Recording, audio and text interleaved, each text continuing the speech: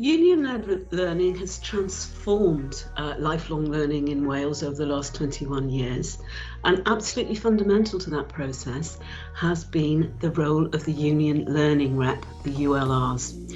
These are an amazing group of volunteer reps, much like any other reps, who have rights to time off to do their role, and that role is all about supporting their peers in the workplace to get back into learning.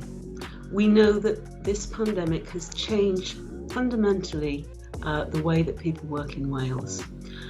Union learning reps are going to be critical to the future needs of the Welsh economy when it comes to developing our skills base. We're also faced with the threat of climate change, and one of the things that we need to do here in Wales is to see a just transition from carbon-intensive roles to those of greener jobs. There's a huge skills deficit which we need to address, and in order to support that process, unions supporting their union learning reps will be critical.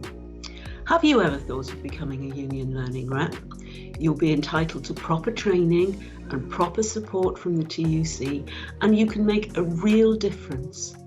If you're interested in finding out more, do contact us at the Wales TUC. Details are available on our website.